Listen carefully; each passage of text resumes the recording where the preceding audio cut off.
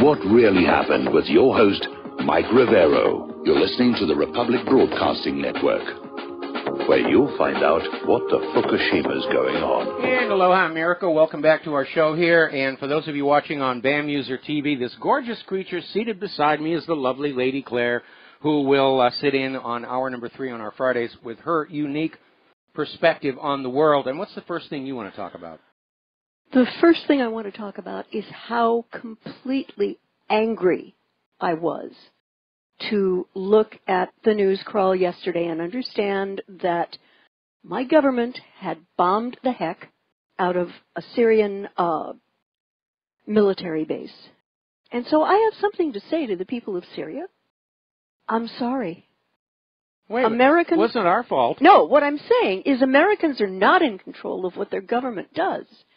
And by the way, just in case you didn't know, tornadoes hit D.C. earlier this week, and high winds brought down cherry trees at the Jefferson Memorial. Well, there's a message from the deity. Yeah, something like that. Yeah. And, you know, I was thinking about this yesterday, because Thursday nights, as some of you know, are my nights to yell at Methodists lovingly. I conduct a small church choir, and I was so angry that I started to cry, and I had to just suck it up and not cry, because I had to be strong for Mike, and I had to be strong for my kids who sing with me.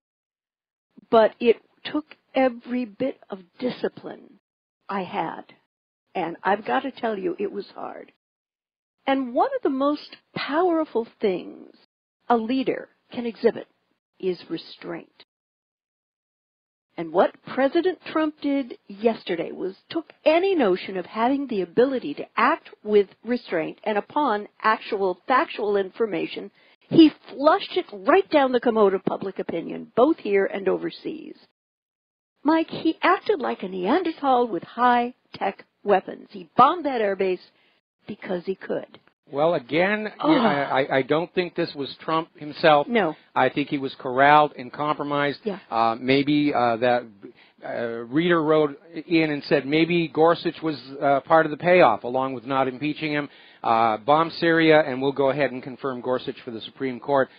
We don't know the circumstances. Yeah. Mm-hmm. We do know that this is certainly not what Donald Trump's policy and position has been previously. No. We know he went from saying Assad could stay on as president of Syria to bombing Syria and attacking Assad in the space of just 48 hours. To me, that clearly indicates it came from outside, that Trump has been compromised, he's under control, and again, the sources I have are saying that congressional leaders went to Trump and simply said, we have enough votes to impeach you if you don't respond to this gas attack. So the war agenda is going to continue no matter what you do, and all you can choose is whether you're going to stay on as president or not. And because, again, the 180 that he did, the whiplash on this policy, tells us that he was yanked from outside. We saw the exact same thing with Chief Justice of the Supreme Court Roberts on Obamacare. Against. All of a sudden, I'm in favor of it, voted it through. Runs off to Malta. So the reporters can't find him. And the Wall Street Journal has, of course, gone along. President shows he's willing to act forcefully and quickly. The word that they didn't use at the end of quickly should be wrongly. And apparently the entire national security team was all on board for this. Well, that's Trump trying to spread the blame now that he realizes this is backflashing on him. And they're lining up all the people who think this is a good thing. And as the callers have already pointed out, it's all the people who hated Donald Trump during the campaign. Pelosi's in love with him now. Chucky Schumer's in love with him now. McCain's ecstatic. McCain is having orgasms over this. Yeah, and but unfortunately in the blast at that Syrian airbase, I heard the opening salvos to World War III. And the video Brian Williams showed on MSNBC of the air attack he called beautiful, give me a flipping break. I'm sorry. The destruction of human lives is never beautiful. And I think the reason that Schumer and Pelosi are kind of on board with this, because it's ultimately in Israel's best interest to see Bashar al-Assad be regime changed. Well, Israel's always ecstatic anytime U.S. weapons are used to bomb Israel's enemies, and Netanyahu's already out there saying, oh, this is a wonderful thing, this is great. And what really just gets me so furious apparently President Trump is pretty comfortable doubling down on war crimes. We're already complicit in the war crimes in Syria, where the U.S. has sold the Saudi government the bombs and the depleted uranium weapons. And the white phosphorus. And the white phosphorus. Yeah. There is this massive spike in birth defects, stillbirths, cancers in Yemen. And it's because of the exposure to depleted uranium. But where the darned heck is Trump for those kids? Oh, you know? They can't be used for the agenda. I mean, look at the 200 people that the U.S. admits killing, the civilians, including women and children in Mosul. Yeah. No, they're not important. But, you know, these kids who were killed with this horrible gas attack in Idlib, and some of whom were still seen moving in the video and peeking out to see if the camera had gone by. Yeah. Absolutely. You know, they're important and they matter. So Donald Trump is unfortunately he's been captured by the neocons. Yep. He's a war criminal. Yep. Which means any minute he's going to get his Nobel Peace Prize. Yeah. And of course. we're going to do a quick shout out now to our on-air affiliates who are just now rejoining our network. And the voice you hear with me, of course, is the lovely Lady Claire. It appears that Trump now has been bought, compromised, however you want to say it. Doesn't really matter. No. He's just another neocon puppet. And it has been said by the Kremlin spokesman Dmitry Peskov that the U.S. missile attack on Syria was de facto in the interests of the terrorists, of the jihadists. Absolutely. You know. Absolutely. And it shows how bogus this whole war has been, because the U.S. has been trying to get Assad out for going on 6 years. And they tried first by saying Assad is a cruel tyrant, he's gassing his own people. They tried that when in 2013 was discredited, 2014 was discredited. So then they turn around and say, well, we're not really making war on Assad and Syria, we're there to get ISIS and Al-Qaeda, we just keep missing them and bombing Assad's assets. Well, nobody bought that lie either, so now they're just back to saying, well, we're going to get rid of Assad because he's gassing his own people. And if you dare mention that we lied about that in 2013 and 2014, then you're obviously in cahoots with the Russian propagandists. Yeah, you know. One thing I notice is that the administration appears to be closer to its goal of creating safe zones within Syria. In other words, carving out a chunk for the future Kurdistan. RPT, responsibility to protect, massed. It's a massed invasion is what it is. That's it. And by the way, okay, that's a completely made-up phrase, a responsibility to protect. Yeah. Okay? The United States does not have a responsibility to protect anybody other than U.S. citizens. Yeah. And this idea that the U.S. has a right to go in and militarily intervene in Syria because supposedly Assad gassed his own people with a banned chemical weapon doesn't make any sense, because, again, back at Waco, Texas, the U.S. government gassed a church full of women and children to death with a banned chemical weapon. That does not give Russia the right to militarily intervene in the United States, or for any country for that matter. Yeah. It's a ridiculous idea, and it comes out of this arrogant attitude that the United States is exceptional and that we are the world's policeman. And even Marine Le Pen was on Trump's case saying the world doesn't need the U.S. to be the policeman. Each nation is perfectly capable of taking care of itself. Right, right. And I cannot begin to express, at least in language I can use on the radio, my sense of betrayal by President Trump for opting to this. And yes, he was however you want to say it. It doesn't really matter. He did it.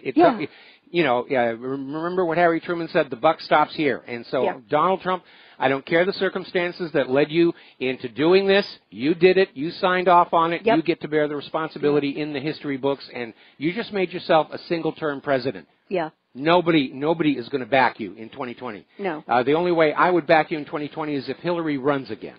Oh, dear. Oh, dear. Let's just hope and pray that doesn't happen. Well, I'm still rooting for a Soviet Union-style collapse of the federal government. Yeah, I hear you. But that sense of betrayal, it's almost as though I want to get a T-shirt that says, unfortunately, President Trump is my president. Well, actually, I burned my Trump is my president T-shirt last night. Ah, okay. Took me a long time to get that smoke alarm to shut off. Right. Yeah, it was pretty rough. Now, we have a development that we need to pay a little attention to. The Russian warship is entering the eastern Mediterranean, and I think that you mentioned this earlier. It's the frigate Admiral Grigorovich, and it's crossed the Bosphorus Strait a few hours ago from the Black Sea, headed to where those 2 U.S. military destroyers were that did the actual missile launch. Mike, what do you think Putin's got in mind for those ships? Well, first of all, I heard that the frigate has actually docked in Syria. It's not confronting the ships. Okay. But it does have defensive capability. Mm-hmm. And right now, of course, the 2 ships, the Porter and the Ross, they've used up roughly half of their current cruise missiles, assuming their missile loadout is all Tomahawk. And I would say, in all probability, half the loadout was Tomahawks and the other half are Standards for defense. So at the moment, those ships do not carry a tremendous amount of firepower. I'm sure the U.S. is already moving other ships in there.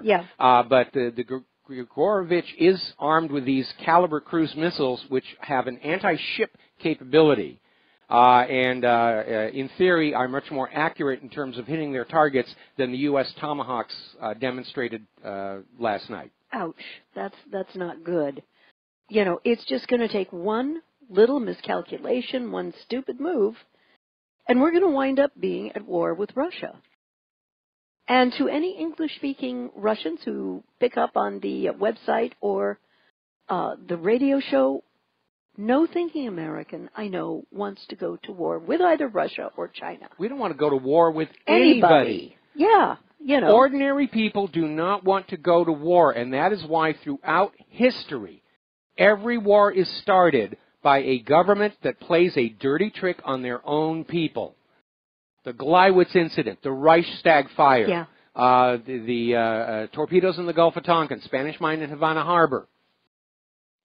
That's how these things get started. And this Assad gassing his own people is just more of the same. It's business as usual. It's not shocking. It is not a scandal. It is how these things are always done, and you need to learn that, and more importantly, you need to teach it to your children because they're the ones who are going to be drafted as the bullet stoppers if this thing gets out of control.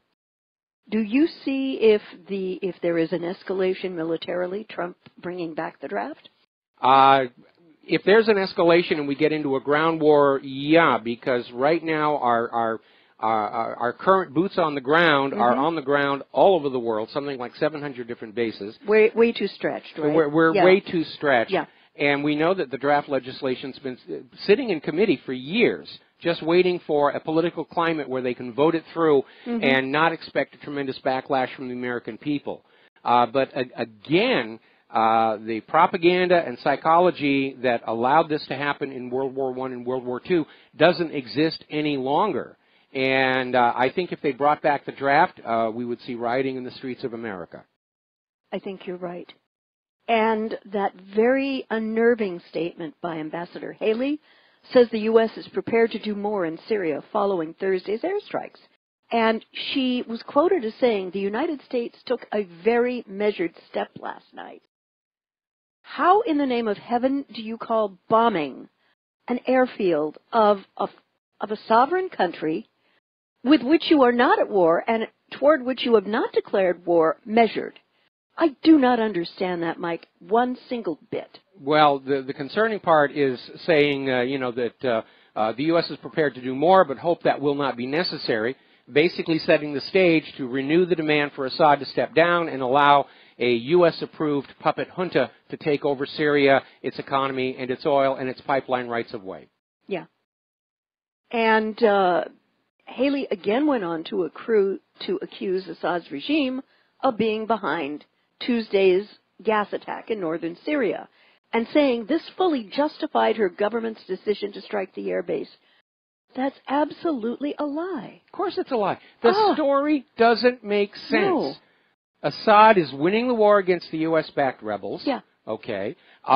He's feeling safe and secure for the first time in years. Trump had said Assad could stay on as president if he wins the next election, and they're having peace talks about the Syrian situation up in Brussels.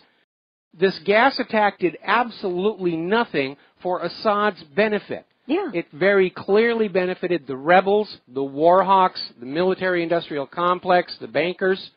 The story just never made sense. And for Nikki Haley to stand up there at the United Nations and continue to repeat this lie, And I wish the decorum of the United Nations allowed Russia to stand up and say, you're full of it. Yeah. You are full of crap on this. Yeah, absolutely. And the Russian deputy UN envoy said that the U.S. is afraid of a real investigation into the Syria chemical incident. So that's why they rushed this attack. Yeah. You know, get it over and done with before anybody can come on back and say this is a repeat of 2013 and 2014, where the U.S. was saying, you know, this is Iraq WMDs all over again. Iraq 3.0. Iraq 3.0. And again, for everybody listening to the show, do you realize the very low opinion of your intelligence being shown by this government that they actually thought this hoax had a chance of convincing any of you? That it was going to work. That they, you know, maybe to some Common Core graduates, but most of us who can think and think critically understand that there are more holes than a piece of Swiss cheese in this story. Yeah. And we also had a wonderful quote from Ken Livingstone, the British gentleman who was, I believe, the former mayor of London. Yes, okay. He said, "I never rush to accept anything the United States said." Very good. I agree. And therein lies the problem. Yeah. Because in the geopolitical sense, this strike on the Syrian airbase has sent the wrong message to the rest of the world. It is not projecting an image of firm power and authority. No. It's projecting an image of extreme recklessness and a rogue nation willing to make up fairy tales and strike at random countries on the basis of those fairy tales. Yeah. And any nations that have nuclear weapons right now are going to be much more determined to hang on to them. And those nations who do not have nuclear weapons are going to be working that much harder to acquire them as a deterrent to an impending, inevitable U.S. invasion. Yeah, the mad dog frothing at the mouth countenance does not work when it comes to international diplomacy. Well, yeah, it does, in that the rest of the world is now seeing the United States as a mad dog. Yes, frothing at the mouth. And there's only one way to get rid of a mad dog, and therein lies the danger. Yes. In a statement this morning, Russian Prime Minister Dmitry Medvedev said that the U.S. missile strike violated not only international law, and added that the attack was on the brink of military clashes with Russia. And what scares me so much is if this starts, I don't think it's going to stop, Michael. I think that we're going to be in for a down-and-out war with Russia that's going to involve the entire world. Absolutely. Yeah. And the thing that concerns me now, it's obvious that the Warhawks have hit the gas pedal. Because they are aware that the American public aren't believing the lies. Yeah. Their resistance to war is growing. And all they can think of doing is trying to rush this thing through as fast as possible. That's what they just did in Syria. Tell the lie, drop the bombs before anybody can react. Are they going to do the same thing to North Korea? Are they going to set off a nuclear bomb someplace around here and say, oh my goodness, North Korea tried to attack us, but thankfully their defective missiles landed in the ocean? But there's a nice picture of a mushroom cloud for the tourists to take. And speaking of World War III, Kim Jong-un has declared yesterday that he is on the brink of war with the U.S., as Donald Trump has urged to assassinate, do a decap strike against him. It warned that it is ready to deliver the most ruthless blow as major naval exercises ramp up the tensions in the region. And apparently in his conversation with Xi Jinping in Florida, Trump pledged to ramp up defenses against Pyongyang. Now, by the way, do you notice kind of a deafening silence, Mike, about what actually was discussed during that meeting? Well, yeah, as a matter of fact. Well, of course, obviously, the strike in Syria has taken a lot of things off the front page, like Obamagate and Russiagate and so forth and so on. Anyway, listen, we're coming up here on a commercial break. We've got to take a break for a few words from our sponsors, and we'll be right back after these messages. And aloha, America. Welcome back to our show here. A little bit of breaking news here. Apparently, Bashar al-Assad sent those tornadoes to Washington, D.C. to rip up the cherry trees. Really? Yes. So oh, my goodness. More airstrikes, according to Nikki Haley. And, you know, Bashar al-Assad has his own Death Star now. Yeah. All right. So getting on back to the more serious things. I have not really heard anything about any agreements that President Trump and Chinese President Xi Jinping have reached over these 2 days of talks. Have you seen anything about it? I've not seen anything about it. Yeah. Supposedly they're talking about security. They're talking about North Korea. I'm sure that Donald Trump is trying to get China to put pressure on North Korea to disarm its nukes. Unfortunately, Donald Trump just made that almost impossible with this clearly unprovoked, fraudulently created strike against Syria. Any world leader who gives up their nuclear deterrent now is being an idiot. And I'm sure that Xi Jinping is saying, yeah, you kind of killed your own agenda with that stupid move. Yeah. I know that they were supposed to talk about a lot of economic issues as well, and some of them probably related to having the Chinese economy conform to America's needs a little bit more, and I don't think Xi Jinping is going to go along with that either, because China's having their own economic hardships. Right. And that in turn was brought about by the fact that for so many years, China is a manufacturing powerhouse and an exporting country, and most of their exports came to the United States of America. But now the American people, who have been impoverished by the money junkies in Wall Street, can't go to the big box stores and buy these Chinese-made goods. And China had actually been dependent on the American import market, and so their economy is now jamming on up. Yeah, it's difficult for them right now. And I have seen a lot of articles in some places that I generally trust to go for real news.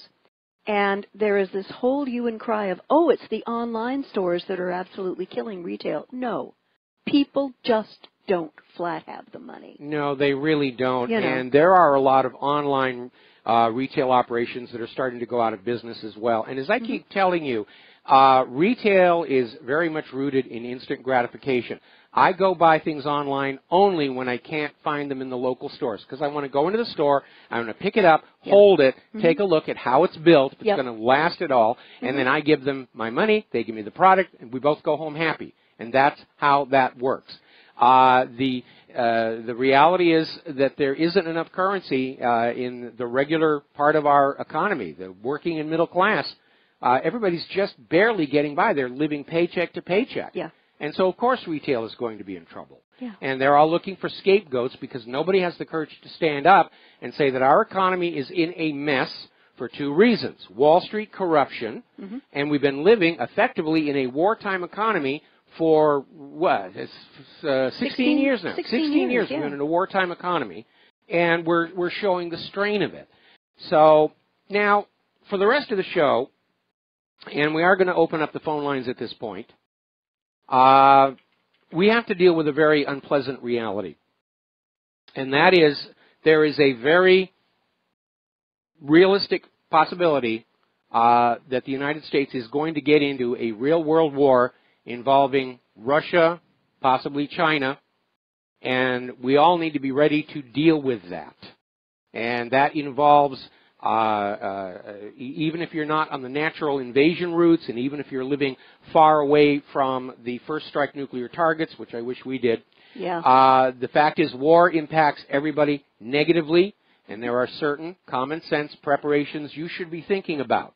Remember, prepping is a lifestyle. It's not just buying a bunch of stuff, putting it in the closet. Remember after Hurricane Sandy, the running joke, how could you tell the preppers? They were the ones not eating out of the trash dumpsters. Yeah, right. Okay, and you have to start thinking about that. And that means just like you would if you're preparing for a hurricane or anything else, but you've got to deal with that reality that it looks like the war party, the war agenda is going to get us into a real conflict with Russia and possibly China, possibly even nuclear. It's going to affect everybody.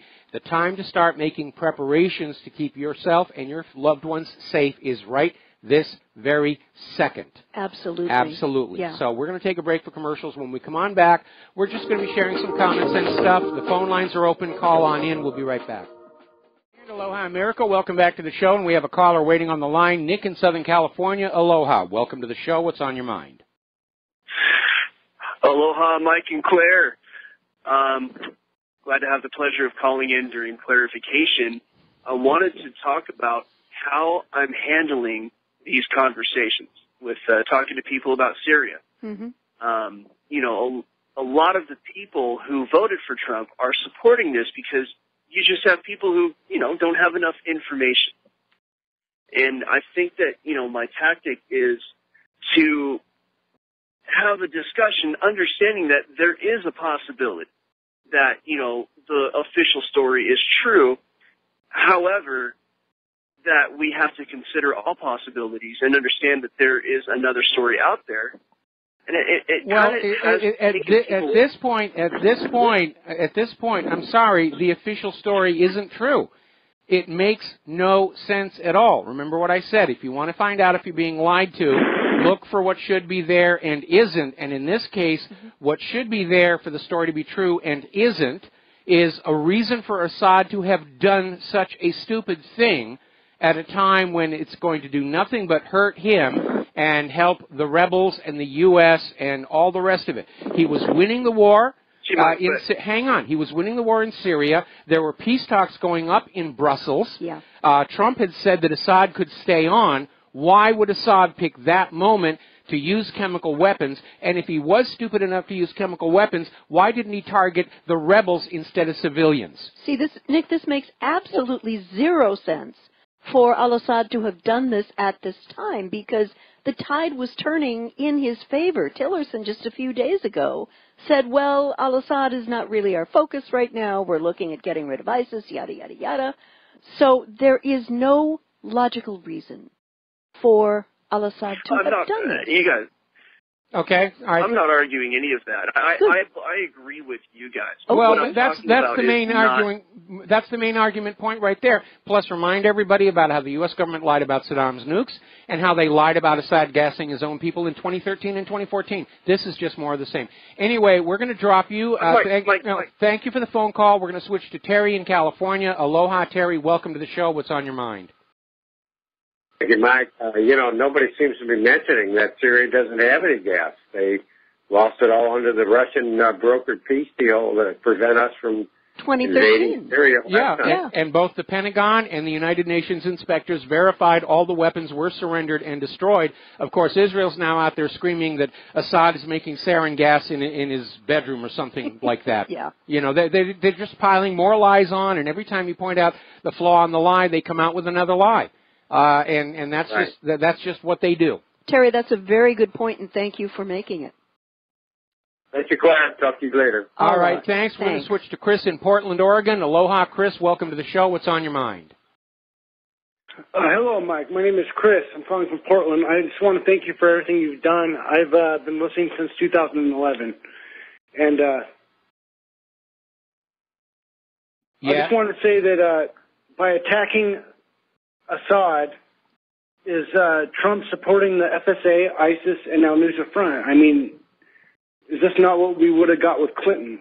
Yeah, unfortunately it is, and it's basically sending a message to the American people that the president really is just a figurehead, and obviously the intelligence agencies, the War Party, whatever it took to get Trump under their control, they succeeded. Whether they showed him the Zapruder film from Dealey Plaza and said, look, we got away with killing a president before, so you better shape up. But certainly, I mean, look at the turnaround in the corporate media that was demonizing him all during the campaign, and all these other people. Now they're praising him to heaven. CNN thinks he's great. MSNBC thinks he's great. Schumer and Pelosi and all these people are out there cheering for their President Donald Trump. Now that he's being a good little boy and going on with the existing war agenda, he's everybody's friend again. Like I said, this all happened too quickly for this to genuinely be Donald Trump's own policy decision. He got corralled and he got controlled, and the exact mechanism actually isn't irrelevant any longer because we're now dealing with a renewed threat of a global war, potentially nuclear, which I think we cannot ultimately win. And the other thing... Well, I agree with you on that. The other thing... I'm sorry, Claire. Well, that's okay. The other thing that just galls me in looking at this process, and I mean, I turn 68 next month, so I've seen a lot of elections. Happy birthday to you. Thank Happy you. birthday to I've you. seen a lot of elections in my time, but what I am seeing right now is that American voters have only a choice between one deep state approved candidate or the other deep state-approved candidate. Well, and Trump, that's not really a choice. That's not accurate. Trump was definitely not approved by the deep state, but he's definitely been compromised by them. He's been co-opted, yeah. And, this probably has a lot to do with all of that spying that was going on Trump, because remember, after he won the election, they were spying on him before, but after he won the election, the spying increased. So they were clearly, trying to find ways to get rid of anybody on Trump's inner circle that wasn't going to go along with it. And yes, they basically piled onto him and they've co-opted his presidency. Yeah. They've hijacked it. And that's just a reality. Trump has succeeded in making himself pretty much irrelevant to the future course of this nation. He's made himself a single-term president. Yep. And we are now seriously at risk of this situation spiraling completely out of control.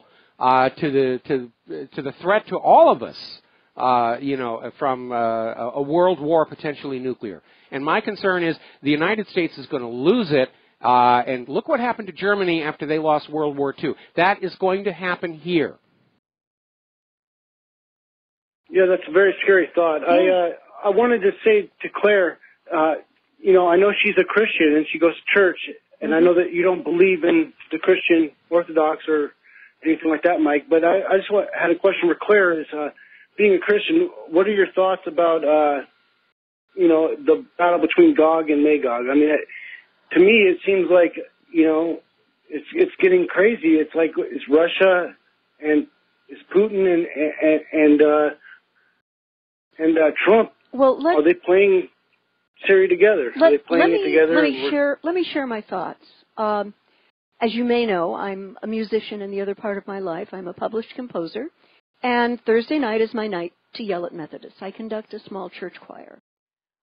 What I said to them in my invocational prayer was, we've got a lot of stuff going on. We need to be kinder in our own circle. I have never seen evil come about that did not come about through human action. And people can be evil, people can be good. I think we have to demand of ourselves to be better human beings, and that our response to the evil that we are seeing has to be kindness, goodness, and compassion, because that's the best any of us can do. See, the problem is we're always going to see evil in the world because evil people are willing to do things good people are not. Yeah. And that unfortunately gives them a bit of an advantage. And we're in a situation right now where our government has become so corrupted, it allows very evil, sociopathic people paths to great power and great wealth. And they have no compunction about using it for their own personal glorification, enrichment, and they really do seem to evince an attitude of being truly an elite, a separate species. And they see the rest of everybody around as just pieces of their game. Like Kissinger, when he described military people as dumb, stupid pawns to be spent on geopolitical aims. When Madeleine Albright was asked about the 1 million Iraqi children who starved to death during the sanctions, and she said, well, that was a reasonable price to pay. And that's really how they think about us. And it's a sad state of affairs for the human condition, but it's what we're stuck with here. And I think that it's important that people move forward as peacefully as they can to share the truth with other people, and don't go too far too fast. Give them a little factoid, let them work on that. Give them another little factoid, let them work on that. Because seeing the magnitude of what's been going on in this government has been really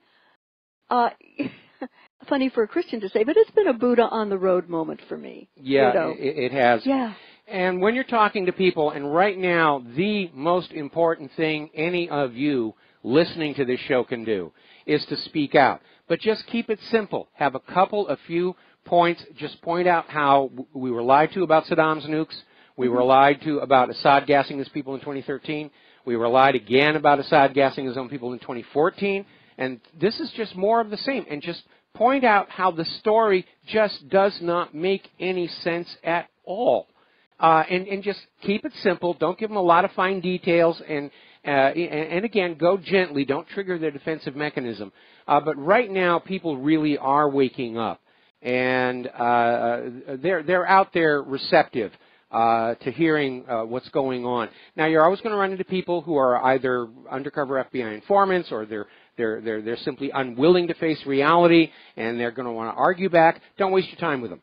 Don't waste your time arguing with people whose only goal is to argue with you. Just keep your antenna open for those people who are asking questions and really want honest answers, and be there for them with those answers. You're never going to push somebody across a bridge. You have to stand on the other side and beckon them over. And you will find that most people are ready to make that trip. Okay? God bless you all. And I feel like those Obama supporters in 2008, about a year later, but it's only been about 3 months later. I hear you. It is what it is. I'm gonna keep listening, and thank you, Claire, and thank you, Mike, and I'll keep listening. Take care. Bye. All right, thanks an awful lot, and we're going to switch over to Frank in North Carolina. Aloha, welcome to the show. What's on your mind? Well, one of the narratives that I seem to be hearing going out today in order to, I guess, to deflect criticism of Trump's decision is that this is a highly, intelligent Machiavellian move. Primarily, it might have a number of purposes, but the primary purpose for which was to impress leadership of China. And these are supposedly pretty intelligent, highly listened to individuals that are putting this out. And I'm thinking that presumes that the Chinese leadership get their news from the mainstream U.S. media and actually believe the narrative that comes out of that. To me, that seems silly. Yeah, I would agree. Every nation, state, government, they have their own intelligence services finding out what's really going on, because they realize the media of every other nation is a propaganda ministry, and they're not going to pay attention other than to find out what's being lied about today. Now, the Chinese are very intelligent. There's also a big issue about face that if you don't appreciate that, you're going to get into trouble with the negotiations. But again, it all comes down to just what image of the U.S. government has been sent out to the rest of the world as of last night. Now, if there had been some kind of a real attack against the United States and Trump responded to it decisively, that would be a good message. We will not be attacked. We will respond decisively. We're not afraid to use our military might to protect our people and our country. But that's not the message that went on out. Nope. The message that went on out is the government of the United States of America has just become this reckless aggressor who will make up blatant lies about other countries as a pretext for wars of conquest and invasion. And that, of course, is going to just create this incredible hostility against the United States from all around the globe. And as I said, this is going to make it much more difficult to get nations that already have nuclear weapons, like North Korea, to surrender them. And certainly, I think every nation that does not have nuclear weapons right now are seriously discussing ways that they can acquire them. Yeah. Possibly buy them under the table from Israel, the way South Africa tried to do. Okay? He dropped. Okay, all right. Let's go to Paul in Nebraska. Aloha, Paul. Welcome to the show. What's on your mind? Hello, Mike. Hello, Mike. Hi. I'm kind of like the other caller before, listening to a lot of things, and it's kind of like President Trump's art of the deal, because he's got everybody sitting down at the table, real nice at his camp there, when he's proving that he can blow up something somewhere else. I think he's putting China and North Korea on notice. That's a dangerous thing to do. I think it's dangerous, but I don't think he actually blew anything up over there other than the gases and stuff that should have been done with Obama a year ago. There were no chemical weapons at that air base. The only people who've got chemical weapons in Syria are the U.S.-backed rebels. In fact, Syria approached some of these monitoring organizations only a few weeks ago saying that the rebels were bringing in new chemical weapons from Turkey, and nothing was done about it. So, that's the situation there. And again, Assad surrendered all of his chemical weapons. He said he really didn't want to use them anyway. The Pentagon and the United Nations inspectors verified that he did surrender all of those chemical weapons. And again, the idea that when he's already winning the war and he's in the middle of peace talks in Brussels and the White House is saying he can stay on as president, There's no reason for him to use a chemical weapon, and if he had used a chemical weapon, why target civilians instead of the rebels themselves? This chemical weapon attack on civilians is designed to provoke the maximum shock and horror in the hope that you'll be so emotional about it, you won't think carefully about what has just been put before your eyes. I think also, I agree. I think also it's a case of, there is a Latin phrase, cui bono, who benefits. Sure as heck wasn't al-Assad, wasn't his government, wasn't his plans for fighting the rebels. This just, I think the words lead balloon. Well, this was absolutely the worst thing that could happen Yeah. for Assad at Yeah. this particular time, and that's why we know he didn't do it, because he's not a stupid man. No. And again, it benefits the rebels, it benefits the U.S. warhawks, it benefits the military-industrial complex and the bankers. Paul, we're going to let you go. We're running out of time, and I'm going to try and get the rest of these calls. Jesse in Nashville, I may have to take you through the commercial break. What's on your mind? Hey, buddy, I'm one of your silent listeners. I've never called in. I've been listening to you for the better part of the decade. And I just wanted to take this opportunity to call and thank you for everything you've done for me and all the other people that listen to you. Well, thank you very much. You've just been an amazing man, and you've changed my life. You've changed the way I see the world, the way I view reality. I listen to a lot of different talk show hosts, but you're my favorite. Always has been. I know from my experience and from all I've studied that you are the truth. You speak the truth, and you are a upstanding human being. Real quick. What part of Nebraska are you in? Oh, I'm from Nashville, Tennessee. I'm sorry. I misread the thing. I'm sorry. That was the last caller. All right. Well, thank you very much. We got to take a break for commercials. We'll be right back.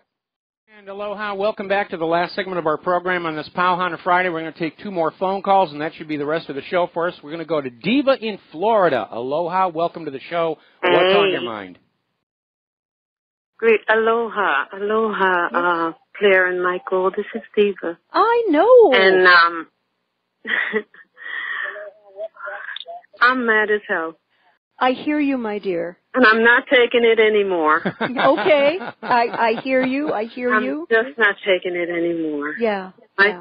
Remember you said, fool me once, fool me twice? Yeah. How many times does it take for Trump to get fooled?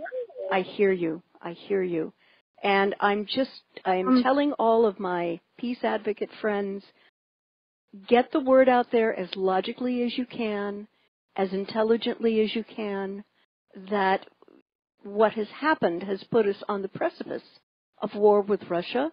And again, to any Russians or Chinese out there who speak good English and are listening, thinking people like Mike and me do not want war. We want peace, we want prosperity, and please to be left alone. Thank you very much. That's all we want. Very, very, very much so. And again, we all need to be speaking out right now, if for no other reason than to let the people of other nations understand that we, the American people, are not believing these lies about Assad gassing his own people or Saddam having nuclear weapons or Putin has a Death Star or any of this other nonsense they're trying to feed us, and to let the people of other nations know we, the American people, do not support these wars of conquest. We're trying to oppose them peacefully any way that we can. But it's important for people to speak out now. More than at any other time since I began doing this back in 1994, I'm asking everybody to make a point of talking to your friends, your family, your coworkers, social media, email, and just get the word on out and understand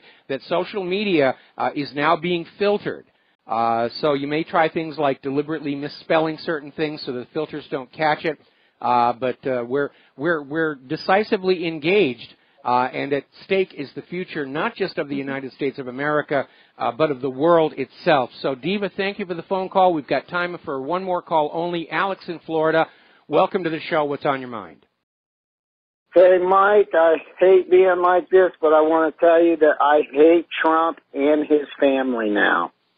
I agree with Trump. I agree with Trump. I don't extend it to the family. The family is off limits, especially Barron. He's a good kid, and we don't have any reason to have any animosity towards him, okay? But Trump, at this point. I understand that, but he's inconsiderate of other people's kids. Trump is inconsiderate of other people's kids, and maybe there's an old saying, you don't know what war is until bombs are being dropped on you. No, I understand that, and again, and I'm not trying to defend what Donald Trump did because I'm absolutely horrified by it, but I think this is a systemic crime and not that of Donald Trump himself. The rapidity with which he went from saying Assad can stay on to bombing Syria tells me that somebody's got a leash on Donald Trump and they yanked it good and hard, and that's we need to keep that in mind, that the establishment, the deep state, are even able to control and constrain a president. So we just. I want to say one thing. I just want to say one thing. We're out of time, Mr. Trump. Go ahead. I just want to say, Mr. Trump, if you're listening, you and your family will be hated forever if you do this. Okay, the family is off limits. The family is off limits. Okay, that's the rules around here. The family is off limits. All right, thank you for the phone call. There's the music. Have a really good weekend. We'll be back Monday on the Republic Broadcasting Network. Aloha, America.